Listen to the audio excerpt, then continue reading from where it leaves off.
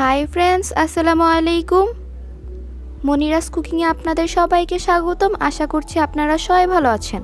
আজ আমি আপনাদেরকে তৈরি করে দেখাবো অসম্ভব মজাদার হরিণের মাংসের শাহী রেজালা। তাহলে আর বেশি দেরি না করে ভিডিওটি স্টার্ট করা যাক। হরিণের মাংসের রেজালা তৈরি করার জন্য এখানে আমি একটি মিক্সচার তৈরি করে নিব। মিক্সচার তৈরি করার জন্য আমি কিছু মশলা নিয়েছি। মশলার মধ্যে আছে 2 টেবিল চামচ পরিমাণ কিশমিশ, 3 টেবিল চামচ পরিমাণ কাঠবাদাম ও কাজু বাদাম, 1 চা চামচ পরিমাণ সাদা গোলমরিচ, 1 টেবিল চামচ পরিমাণ পোস্তদানা, 4 ভাগের 1 ভাগ পরিমাণ জায়ফল, 1 টেবিল চামচ পরিমাণ জৈত্রিক। হরিণের মাংসের রেজালার মিক্সচারটার জন্য এখানে আমি হাফ কাপ পরিমাণ পেঁয়াজ বেরেস্তা নিয়েছি, আর নিয়েছি হাফ কাপ পরিমাণ টক দই। এখন আমি সবগুলো উপকরণ একসাথে ভালোভাবে ব্লেন্ড করে নিব। ব্লেন্ডারটার মধ্যে এখন আমি সবগুলো মশলা দিয়ে দিব।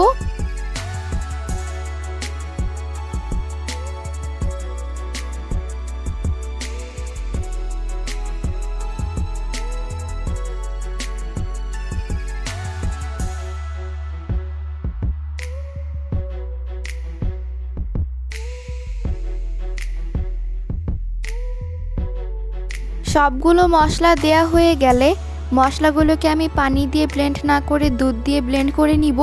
এজন্য এখানে আমি জাল করে নেওয়া হাফ কাপ পরিমাণ দুধ দিয়ে দিচ্ছি।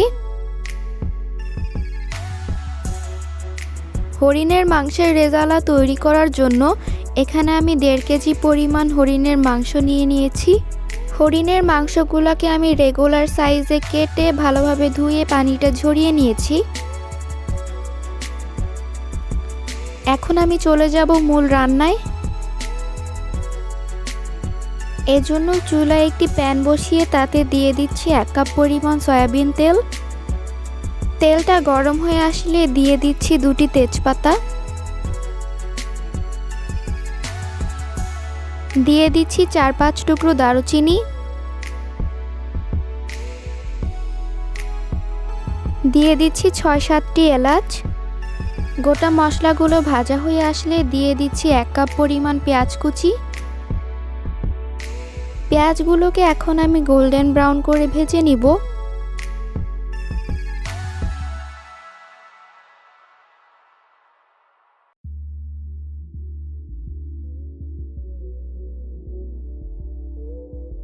পেঁয়াজটা গোল্ডেন ব্রাউন করে ভাজা হয়ে গেলে দিয়ে দিব সামান্য পরিমাণ পানি। এতে করে মশলাগুলো দেওয়ার পর মশলাটা আর পুড়ে যাবে না।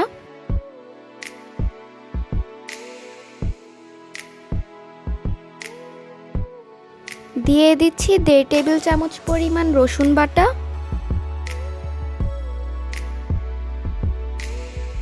দিয়ে দিচ্ছি 1.5 টেবিল চামচ পরিমাণ আদা বাটা। এখন আমি আদা বাটা ও রসুন বাটাগুলোকে ভালোভাবে মিক্স করে নিব। আদা বাটা ও রসুন বাটাগুলো মিক্স করে নেওয়া হয়ে গেলে দিয়ে দিব স্বাদমতো লবণ,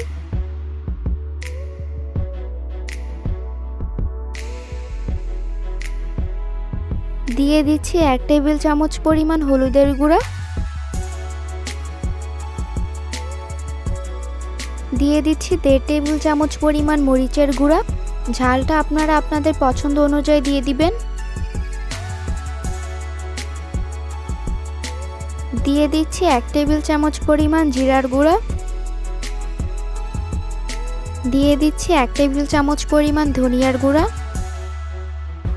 এখন আমি মশলাটাকে ভালোভাবে কষিয়ে নিব। মশলাটাকে কষানোর সময় চুলাটাকে মিডিয়াম লো হিটে রেখে কষাবেন। রেজালাটা যত কষাবেন রেজালাটা খেতে ততই মজাদার হবে। মশলাটা ভালোভাবে কষানো হয়ে গেলে দিয়ে দিব হরিণের মাংসগুলো। এখন আমি মশলাগুলোর সাথে মাংসটাকে ভালোভাবে কষিয়ে নিব।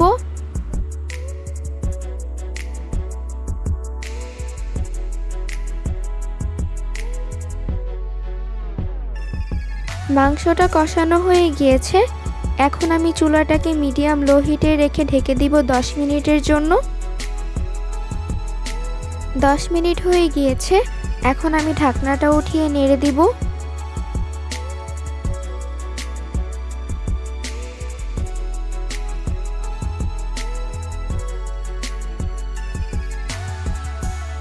হরিণের মাংসটা নেড়ে নেওয়া হয়ে গেলে দিয়ে দিচ্ছি তৈরি করে রাখা মিক্সচারটা।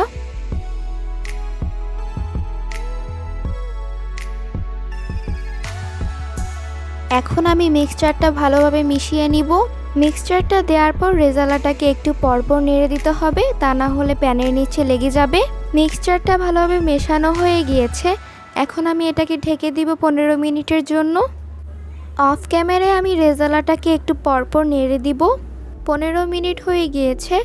এখন আমি ঢাকনাটা উঠিয়ে নেড়ে দিব। মাংসটা নেড়ে নেওয়া হয়ে গিয়েছে।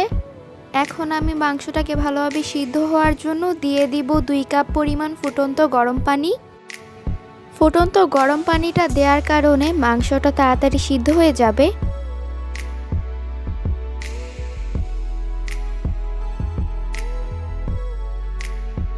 পানিটা মেশানো হয়ে গিয়েছে। এখন আমি ঢেকে দিব 1 ঘন্টার জন্য। অফ ক্যামেরায় আমি রেজালাটাকে একটু পরপর নেড়ে দিব। 1 ঘন্টা হয়ে গিয়েছে। এখন আমি ঢাকনাটা উঠিয়ে দিয়ে দিব 5-6টি কাঁচামরিচ।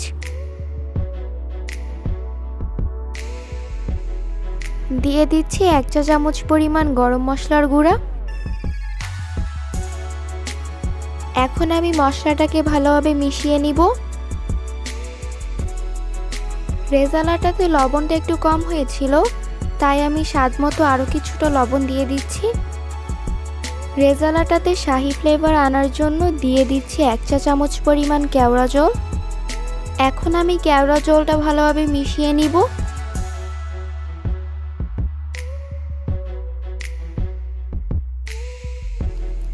এখন আমি ঢেকে দিব 10 মিনিটের জন্য।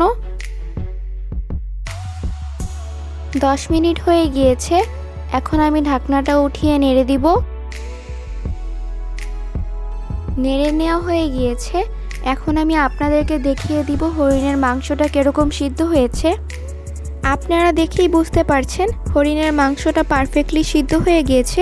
রেজালাটাতে বেশি গ্রেভি থাকে না, রেজালার গ্রেভিটা মাখো মাখো হয়।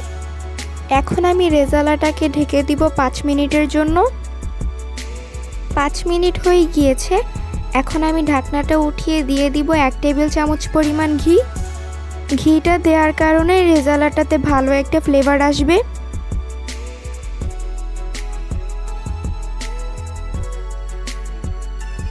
রেজালাটা পারফেক্টলি হয়ে গিয়েছে।